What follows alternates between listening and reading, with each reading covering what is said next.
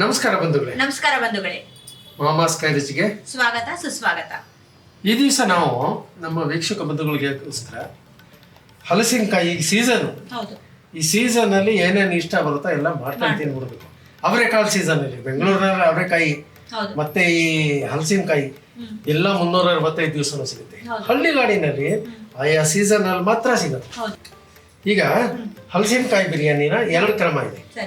ಒಂದು ಕಬಾಬ್ ಮಾಡಿ ಈ ಅಕ್ಕಿ ಎಲ್ಲ ಹಾಕಿದ ಮೇಲೆ ಕಬಾಬ್ ಮಾಡಿಕೊಂಡು ಕಬಾಬ್ ಹಾಕೋದು ಒಂದು ಕ್ರಮ. ಈ ರೀತಿ ಡೈರೆಕ್ಟ್ ಆಗಿ ಹಾಕೋದು ಒಂದು ಕ್ರಮ. ಈಗ ಏನ್ ಮಾಡಿದೀವಿ ಅಂದ್ರೆ ಉಪ್ಪು ಹಾಕಿ ಇದು ಕುಕ್ಕರ್ ಬೇಯೋದು ನಿಧಾನ ಆಗುತ್ತೆ. ಹಾಗಾಗಿ ನಾವು ಹಾಫ್ ಬಾಯ್ಲ್ ಮಾಡಿ ಇಟ್ಕೊಂಡ್ಬಂದ್ವಿ. ಆಯ್ತಾ? ಅದು 1.5 ಲೋಟ, ಆ ಲೋಟ ತೋರಿಸುತ್ತೆ. 1.5 ಲೋಟ ಬಾಸುಮತಿ ರೈಸ್. ಇದು ಸುಮಾರು ಒಂದು ಪಾವ್ 1.5 ಪಾವ್ ಬಾಸ್ಮತಿ ರೈಸ್ನ ನೆನೆಸಿಟ್ಟಿದ್ದೀವಿ. ಗೊತ್ತಾಯ್ತಾ? ಈ 1.5 ಪಾವ್ಗೆ 3 ಲೋಟ ನೀರು ಹಾಕಿ 3 ಪಾವ್. ಹಲಸಿನಕಾಯಿಯ ಬಿರಿಯಾನಿಗೆ ಬೇಕಾಗಿರುವ ಸಾಮಗ್ರಿಗಳು: ಬಾಸುಮತಿ ಅಕ್ಕಿ, ಉಪ್ಪು, ತುಪ್ಪ, ಒಣಮೆಣಸಿನಕಾಯಿ ಬ್ಯಾಡಗಿ, ಟೊಮೆಟೊ, ಮೊಸರು, ಕಾಯಿ ತುರಿ, ಪುದೀನ, ಹಲಸಿನಕಾಯಿ, ಬಟಾಣೆಕಾಳು, ಕೊತ್ತಂಬರಿ ಸೊಪ್ಪು, ಬಿರಿಯಾನಿ ಮಸಾಲೆ, ಕಸೂರಿ ಮೇಥಿ, ಈರುಳ್ಳಿ, ಧನಿಯಾ ಪುಡಿ, ಜೀರಿಗೆ ಪುಡಿ, ಗರಂ ಮಸಾಲ, ಶುಂಠಿ ಬೆಳ್ಳುಳ್ಳಿ ಪೇಸ್ಟ್, ಪಲಾವ್ ಎಲೆ ಹಾಗೂ ಎಣ್ಣೆ. ಈಗ ಎಲ್ಲ ಪದಾರ್ಥಗಳು ರೆಡಿ ಇದೆ.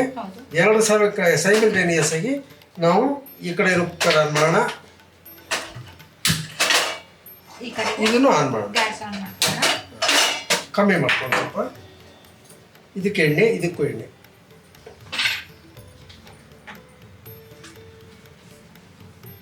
ಸ್ವಲ್ಪ ಎಣ್ಣೆ ಎರಡಕ್ಕೂ ಕಮ್ಮಿ ಹಾಕೋಣ. ಯಾಕೆಂದ್ರೆ ಅದ್ರ ದೋಸೆ ಇರುತ್ತೆ, ಇದ್ರ ದೋಸೆ ಇರುತ್ತಲ್ಲ.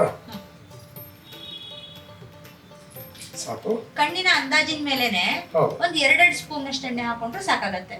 ಒಂದು 3 ಸ್ಪೂನ್ 4 ಸ್ಪೂನ್ ಬೇಕು. ಓಕೆ. ತುಪ್ಪ ಕೊಡ್ಬೇಕ. ಇದಮಿತ್ತಮ್ಮಂತ ಇಲ್ಲ, ನಾವು ಮಾಡಿದ್ದೆ ಸರಿ ಬೇರೆ ಮಾಡಿದ ತಪ್ಪು ಅಂತ ಇಲ್ಲ. ಅವರವರು ಹೇಗ್ ಔಟ್ಪುಟ್ ಹೇಗ್ ಬರುತ್ತೆ ಅನ್ನೋದು ಫೈನಲ್ ಜಡ್ಜ್ಮೆಂಟ್. 2 3 4 1 2 3 4. ಓಕೆ. ಈಗ ಈರುಳ್ಳಿ ಕೊಡ್ಬೇಕು. ಈರುಳ್ಳಿ ಈ ಮಸಾಲೆ ಹುರಿಯೋಕ್ಕೆ ದೊಡ್ಡದು ಮಾಡೋಣ. ಇದಕ್ಕರ್ಧ, ಇದಕ್ಕೊಂದರ್ಧ ಈರುಳ್ಳಿ ಸಣ್ಣ ಉದ್ದಕ್ಕೆ ಕಟ್ ಮಾಡೋದು. ಓಕೆ.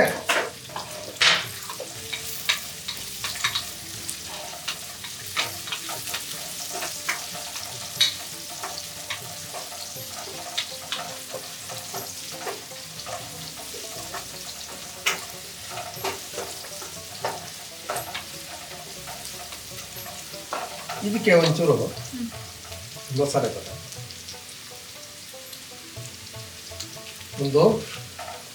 ಒಂದು ಇಂಚಿನಷ್ಟು ಚಕ್ಕೆ, ಇದರಲ್ಲೇ ಲವಂಗ ಇದೆ, ಸ್ವಲ್ಪ ಸೋಂಪು, ಏಲಕ್ಕಿಕಾಯಿ.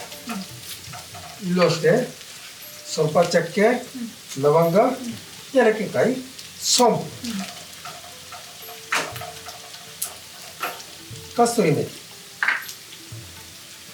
ಕಸ್ತೂರಿ ಮೇಥಿ ಇದಕ್ಕೆ ಹಾಕಿದ್ರೆ ಸಾಕು.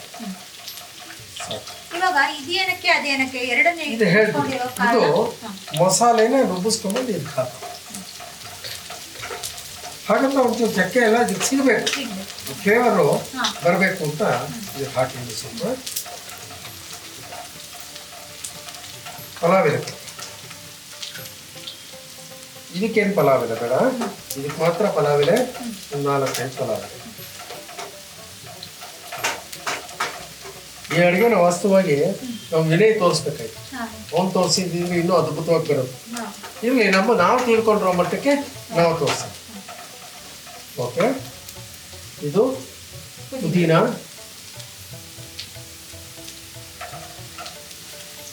ಒಂಚೂರು ಪುದೀನ, ಜಾಸ್ತಿ ಯಾವುದು ಬೇಡ. ಇಲ್ಲಿ ಬಟಾಣಿ ಹಾಕ್ತಾ ಇದ್ದೀನಿ, ಹಸಿ ಬಟಾಣಿ ಫ್ರೋಸನ್ ಸಾಕು.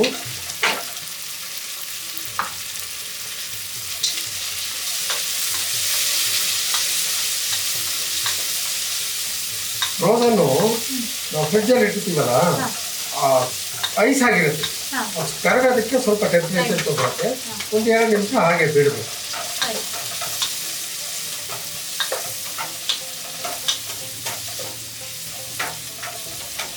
ಇದಕ್ಕೆ ಬ್ಯಾಡಗಿ ಮೆಣಸಿನ್ಕಾಯಿ, ಖಾರ ಎಷ್ಟು ಬೇಕೋ ಅಷ್ಟು. ನಾವಿಲ್ಲಿ ಒಂದು 10 ಬ್ಯಾಡಗಿ ಮೆಣಸಿನ್ಕಾಯಿ ತಗೊಂಡು, ಖಾರ ಅತಿ ಆದ್ರೂ ಚೆನ್ನಾಗಿದೆ. ಈಗ ಅರ್ಧ ಬಾಯ್ಲ್ ಮಾಡಿ ಇಟ್ಕೊಂಡ್ರಂತ ನೋಡಿ, ಫುಲ್ ಬೇಯಬಾರ್ದು, ಅರ್ಧ ಬೇಯಬೇಕು. ನಾವು ಹಲಸಿನಕಾಯಿ ಹಾಕ್ತಾ ಇದ್ದೀವಿ.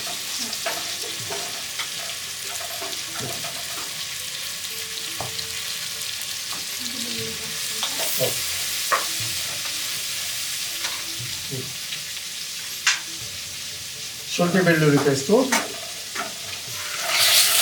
ಒಟ್ಟು 2 ಚಮಚ, ಸಣ್ಣ ಚಮಚ ಅದರಿಂದ ಇದಕ್ಕೆ ಅರ್ಧ 2 ಚಮಚ ಬೇಕು. ಇದಕ್ಕೊಂದು ಚಮಚ, ಅದಕ್ಕೊಂದು ಚಮಚ ಸಾಕು. ಟೊಮೆಟೊ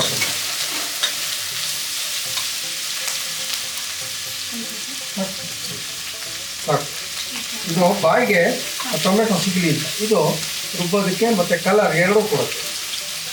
ಸಾಕು, ತುಂಬ ಮಸಾಲೆ ಬೇಡ.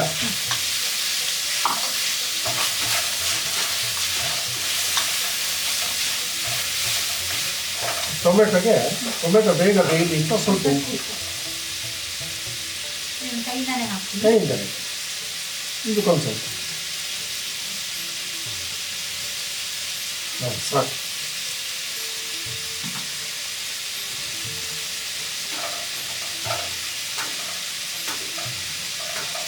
ಕೆಲವರು ಡೈರೆಕ್ಟಾಗೂ ಹಾಕಿ ಮಾಡ್ತಾರೆ, ಕುಕ್ಕರ್ಗೆ ಎಲ್ಲಾದರೂ ಹಾಕ್ಬಿಡ್ತಾರೆ ಆಯಿತಾ. ಚಿಲ್ಲಿ, ಈಗ ನಾವು ಮೆಣಸಿನ್ಕಾಯಿ ಹಾಕ್ತಿರೋ ಜಾಗದಲ್ಲಿ ಚಿಲ್ಲಿ ಪೌಡ್ರ್ ಹಾಕ್ತಾರೆ, ಇಲ್ಲ ಹಸಿ ಮಸಾಲೆ ರುಬ್ಬಿಸ್ಕೊಂಡ್ಬಿಟ್ಟು ಅದಕ್ಕೆ ಹಾಕ್ತಾರೆ.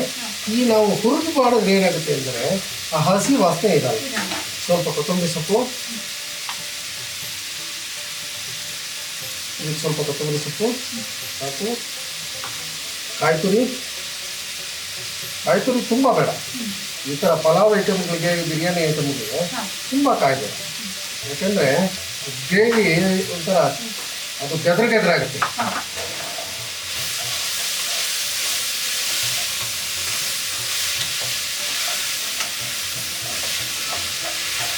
ಈ ಹಂತದಲ್ಲಿ ಇದ್ದ ನಾವು ಕಾವು ಕಮ್ಮಿ ಮಾಡೋಣ. ಇದು ಆಗಿದೆ, ಇದನ್ನು ಆರಿಸ್ಕೊಂಡ್ಬಿಟ್ಟು ಮೊಸರು ಹಾಕ್ಬಿಡ್ತಾ. ಈಗ ಇದು ಗರಂ ಮಸಾಲ, ಅದಕ್ಕೇನು ಹಾಕಬೇಕು ಅಂತಿಲ್ಲ, ಅದಕ್ಕೆ ಒಂದಕ್ಕೆ ಹಾಕಬೇಕು. ಗರಂ ಮಸಾಲ ಸಣ್ಣ ಚಮಚದಲ್ಲಿ ಒಂದು 3 ಚಮಚ, ಸ್ವಲ್ಪ ಜೀರಾ ಪೌಡ್ರು,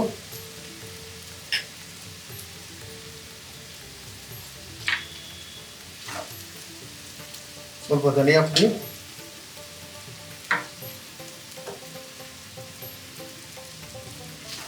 ಪುಡಿ, ಒಂದು 3 ಚಮಚ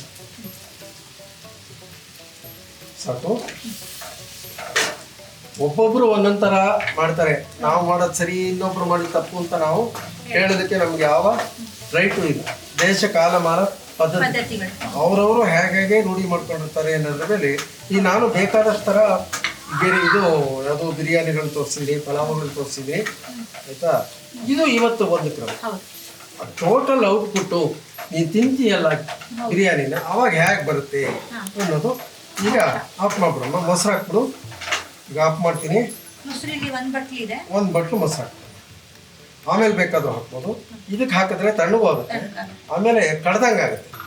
ಈಗ ಇದನ್ನು ಆರಿಸ್ಕೊಂಬಿಟ್ಟು ಮಿಕ್ಸಿಗೆ ಹಾಕೊಂಡ್ಬಿಟ್ರೆ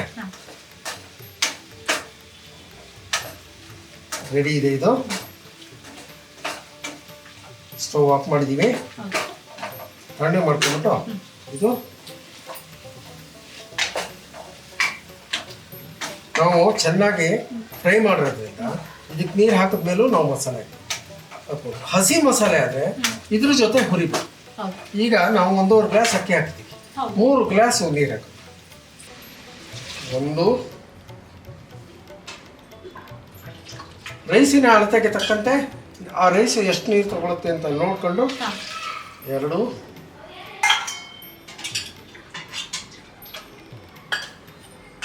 3 ಇನ್ನೊಂದು ಅರ್ಧ ಗ್ಲಾಸ್ ಕೊಡಬೇಕು, ಯಾಕೆಂದರೆ ತರಕಾರಿ ಎಲ್ಲ ಜಾಸ್ತಿ ಬಿದ್ದಿದೆಯಲ್ಲ.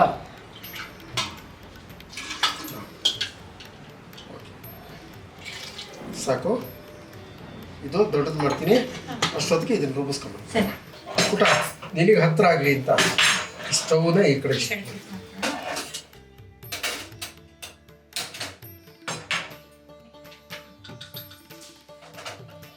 ಈಗ ಈ ಮಸಾಲೆ ಹಾಕ್ಬಿಡೋಣ.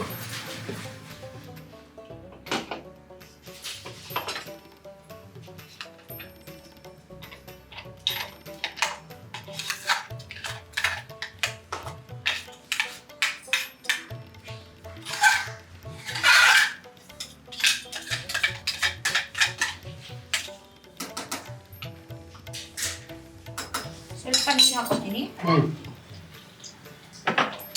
ಇದಕ್ಕೆ ನೀರು ಈಗ ಹಾಕ್ಬಿಟ್ಟು ನೀರು ಹಾಕ್ಬಿಟ್ಟು ಅಕ್ಕಿ ಹಾಕ್ಬೇಕು.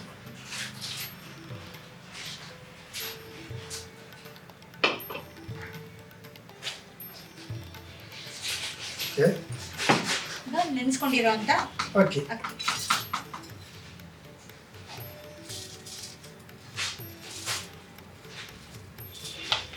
ಬಾಸ್ಮತಿ ಅಕ್ಕಿ ಹೌದು. ಅವ್ರು ಯಾವ ಅಕ್ಕಿ ಬೇಕಾದ್ರೆ ಹಾಕಬಹುದು.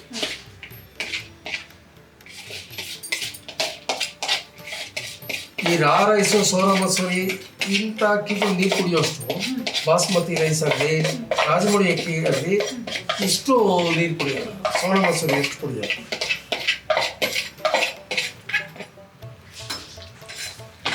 ಇದಕ್ಕೆ ಇವಾಗ ನಾವು ಉಪ್ಪು ಹಾಕಿದ್ವಿ, ಆದ್ರೆ ಅಕ್ಕಿ ಹಾಕೋದು ಆ ತರಕಾರಿ ಬೇಯೋದಕ್ಕೆ ಮತ್ತೆ ಮಸಾಲೆಗೆ ಮಾತ್ರ ಹಾಕಿದ್ವಿ. ಈಗ ಅಕ್ಕಿಗೆ ಸ್ವಲ್ಪ ಹಾಕಿರೋದ್ರಿಂದ ಸ್ವಲ್ಪ ಉಪ್ಪು ಹಾಕಿ ಹಾಕ್ಬೇಕು.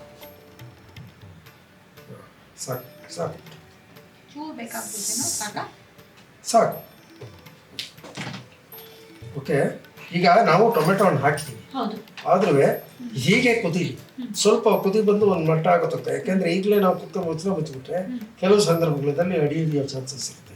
ಇದೊಂದು ಮುಕ್ಕಾಲು ಬೆಂದು ಬಿಟ್ರೆ ನಿಂಬೆಹಣ್ಣು ಹಿಂಡ್ಬಿಟ್ಟು ಚೂರು ಕೊತ್ತಂಬರಿ ಸೊಪ್ಪು ಮೇಲ್ಗಡೆ ಉದಿಸ್ಬಿಟ್ಟು, ಈ ಬಿರಿಯಾನಿ ಆದ್ರೂ ನಾವು ಆರ್ಗ್ಯಾನಿಕ್ ಮೆಣಸಿನ್ಕಾಯಿ ಹಾಕಿದ್ದೀವಿ, ಹೌದು ಬ್ಯಾಡಿಗೆ ಮೆಣಸಿನ್ಕಾಯಿ. ಹೌದು ನೀನು ಕಲರಲ್ಲೇ ಅವಾಗಲೇ ನೋಡಿ. ಹೌದು. ಇನ್ನೊಂದ್ಸಲ ತೋರಿಸ್ಬೇಕಾ? ಇಲ್ಲ ಇಲ್ಲ, ಕಲರ್ ಚೆನ್ನಾಗೇ ಇದೆಯಲ್ಲ. ಕಲರ್ ಇಲ್ಲ, ಇನ್ನೂ ರೆಡ್ ಬರುತ್ತೆ. ಫುಲ್ಲು ಆರ್ಗ್ಯಾನಿಕ್ ಅಲ್ಲದೆ ಇರೋ ಬ್ಯಾಡಗಿ ಮೆಣಸಿನ್ಕಾಯಿ ಆದ್ರೆ ಫುಲ್ ರೆಡ್ ಬರುತ್ತೆ. ನಾವು ಮತ್ತೆ ಯಾವುದೋ ಕಲರ್ನ ನಾವು ಯೂಸ್ ಮಾಡ್ತಾ ಇಲ್ಲ.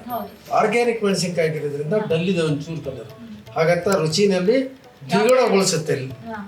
ಯಾವುದು ಆರ್ಗ್ಯಾನಿಕ್ಕು ದ್ವಿಗುಣಗೊಳಿಸುತ್ತೆ, ಬಣ್ಣ ಒಂಚೂರು ಕಮ್ಮಿ ಇರುತ್ತೆ. ಓಕೆ, ಈಗ ಒಂದು ಕುದಿ ಬರಲಿ, ಈ ನೀರಿನ ಸ್ವಲ್ಪ ಎಳ್ಕೊಳ್ಳಿ. ಈಗ ನಿಂಬೆಹಣ್ಣು ತಂದ್ಬಿಡ್ತೀನಿ, ಆಮೇಲೆ ಕಟ್ ಮಾಡಿಬಿಟ್ಟು ಈ ನೀರೆಲ್ಲ ಹಿಂಗದ ಮೇಲೆ ಮಿಕ್ಸ್ ಮಾಡಿಬಿಟ್ಟು 1 ವಿಜಲ್ 2 ವಿಜಲ್ ಕುಕ್ಕರ್ ಕೂರಿಸಿ.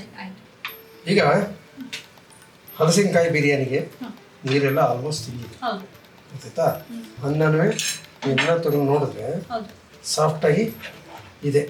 ತುಂಬ ಚೂರು ಆಗಬೇಕು, ನೋಗಿರ್ಬೇಕು. ಈ ದಿಂಡು ಒಡೆದಿರ್ಬೇಕು, ದಿಂಡು ಒಡೆದಿದೆ. ಈಗ ನಿಂಬೆಹಣ್ಣು ರಸ ಹಾಕ್ಬಿಟ್ಟು ಕೈ ಹಿಡ್ಕೊ, ಕೈ ಹಿಡ್ಕೊ, ಕೈ ಹಿಡ್ಕೊ. 1 ನಿಂಬೆಹಣ್ಣು, ಸ್ವಲ್ಪ ಕೊತ್ತಂಬರಿ ಸೊಪ್ಪು, 1-2 ಸ್ಪೂನ್ ತುಪ್ಪ. ಕೊತ್ತಂಬರಿ ಸೊಪ್ಪು, ಹೌದು, ಒಂದು 2 ಸ್ಪೂನ್ ಅಷ್ಟು ಕೊತ್ತಂಬರಿ ಸೊಪ್ಪು ಆದರೆ ಸಾಕು. ಸಾಕು. ಜೊತೆಗೆ 1-2 ಸ್ಪೂನ್ ತುಪ್ಪ. ಈಗ ಏನು ಮಾಡೋದು ಬೇಡ, ಮಿಕ್ಸ್ ಏನು ಮಾಡೋದು ಬೇಡ. ಕುಕ್ಕರ್ ಮುಚ್ಚಿಬಿಡೋಣ, ಒಂದೇ ವಿಷಲ್ ಸಾಕು. ಯಾಕಂದ್ರೆ ನಾವು 90% ಬೆಂದು ಬಿಟ್ಟಿದೆ. ಕೆಲವರು ಏನು ಮಾಡ್ತಾರೆ ಅಂತಂದ್ರೆ ನೀರು ಹಾಕ್ಬಿಡ್ತಾರೆ, ನೀರು ಕುದಿ ಬಂದ ತಕ್ಷಣ ಅಕ್ಕಿ ಎಲ್ಲ ಹಾಕಿ ಕುಕ್ಕರ್ ಮುಚ್ಚಿಬಿಡ್ತಾರೆ. ಕೆಲವು ಸಾಧ್ಯತೆಗಳು, ಕೆಲವು ಕುಕ್ಕರ್ಗಳಲ್ಲ, ಅದರಲ್ಲೂ ಸ್ಟೀಲ್ ಕುಕ್ಕರಲ್ಲಿ ಅಡಿ ಹಿಡಿಯೋ ಚಾನ್ಸಸ್ ಜಾಸ್ತಿ ಇರುತ್ತೆ. ಇಂಡಾಲಿಯಂ ಕುಕ್ಕರ್ಲಿ ಅಷ್ಟು ಹಿಡಿಯಲ್ಲ. ಆಮೇಲೆ ನಾವು ಲಂಸಮ್ ಆಗಿ 100 kg 200 kg ಎಲ್ಲ ಮಾಡಬೇಕಾದ್ರೆ ದೊಡ್ಡ ದೊಡ್ಡ ಡಿಂಡಾಲಿಯಂ ದಬ್ರಿಗಳಲ್ಲಿ ಅಥವಾ ಹಿತ್ತಾಳೆ ದಬ್ರಿಗಳಲ್ಲಿ ಛತ್ರಗಳಲ್ಲಿ ಮಾಡ್ತೀವಿ. ಅದು ಮಿನಿಮಮ್ ಗೇಜ್ ಕೆಳಗಡೆ ಇಷ್ಟು ದಪ್ಪ ಇರುತ್ತೆ ಶೀಟ್, ಹಾಗಾಗಿ ಎಡಿ ಹಿಡಿಯೋ ಚಾನ್ಸಸ್ಸೇ ಇರೋದು. ಎಲ್ಲ ಹದವಾಗಿ ಅವ್ರು ದಮ್ ಬಂದ ಮೇಲೇ ಅದ್ರ ಮೇಲೆ ಬಾಳೆ ಎಲೆ ಮುಚ್ಚಿಬಿಟ್ಟು ದಮ್ ಆಗ್ಬಿಟ್ಟು, ದಮ್ ಅಂದ್ರೆ ಲೆವೆಲ್ ಮಾಡಿ ಬಾಳೆ ಎಲೆ ಮುಚ್ಚಿ ಅದ್ರ ಮೇಲೆ ದಮ್ ಹಾಕ್ಬಿಡ್ತಾರೆ. ಇಲ್ಲಿ ನಾವು ಮ್ಯಾಕ್ಸಿಮಮ್ 90% ಆಗೋಗಿದೆ. ಈಗ ಒಂದು ವಿಜಲ್ ಬಂದರೆ ಸಾಕು, ಅಥವಾ 2 ನಿಮಿಷ ಬಿಟ್ಟರೆ ಸಾಕು. ಈಗ ಓಕೆ ಡನ್. ಮಾಮಾಸ್ ಕೈ ರುಚಿ ಬಂದರೆ ಇವತ್ತು ಹಲಸಿನಕಾಯಿನ ಬಿರಿಯಾನಿ. ನನ್ನ ಪ್ರಕಾರ ನೀರೆಲ್ಲ ಕರೆಕ್ಟಾಗಿದೆ ಅಂತ ನನ್ನ ಅಳತೆ ಪ್ರಕಾರ ನಾನು ಅಂದ್ಕೊಂಡಿದ್ದೀನಿ. ನಾನು ಇಷ್ಟು ದಿವಸ ಮಾಡಿರೋ ಒಂದು ಸಣ್ಣ ಅನುಭವದ ಮೇಲೆ ನೋಡುವ, ಓಪನ್ ಮಾಡೋಣ.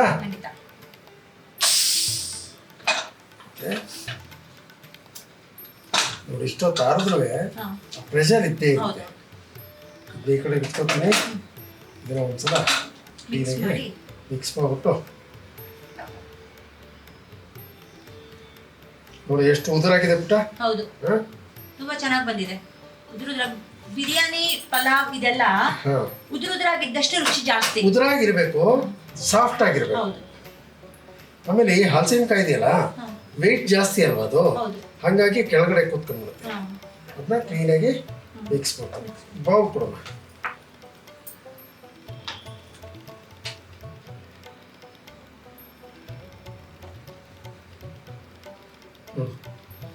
ಉದುರಾಗಿ ಬಂದಿದೆ, ಹಾಗೆ ಸಾಫ್ಟ್ ಆಗು ಇದೆ.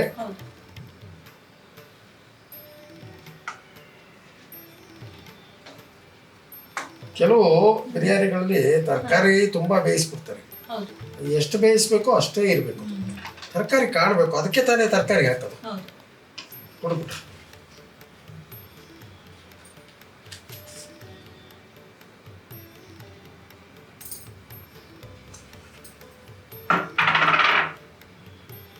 ಒಂದು ಹಲಸಿನಕಾಯಿನ ಬಿರಿಯಾನಿ.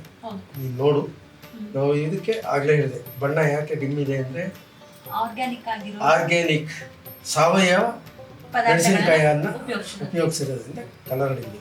ಕಲರ್ ಡಿಮ್ಮಿ ಇದ್ರೆ ಏನು ಪರವಾಗಿಲ್ಲ. ಈಗ ನಿನ್ನ ರುಚಿ ನೋಡ್ಬಿಟ್ಟು ಅದೇ ತುಪ್ಪದ ಸ್ಪೂನೇ ತಗೋ, ತುಪ್ಪದ ರುಚಿನೂ ಬರುತ್ತೆ. ರುಚಿ ನೋಡಿ ಆರಿಸ್ಕೋ, ಬಿಸಿ ಇದೆ. ನಿನ್ನ ಅಭಿಪ್ರಾಯ ಹೇಳು. ಟೇಸ್ಟ್ ಮಾಡ್ತಾ ಇದ್ದೀನಿ ಇದನ್ನ.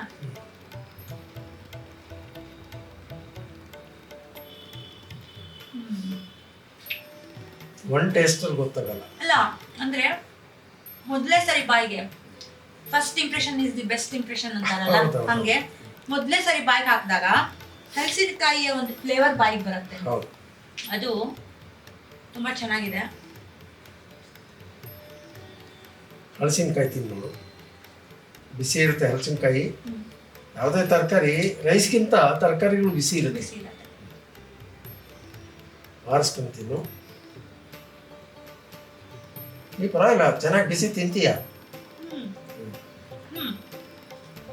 ಹಲಸಿನಕಾಯಿ ಹಣ್ಣು ಆದ್ರೂ ಕೂಡ ಒಂದ್ ಲೆವೆಲ್ ಸಾಫ್ಟ್ ಆಗಿರುತ್ತೆ. ಇದು ತುಂಬಾ ಗಟ್ಟಿ.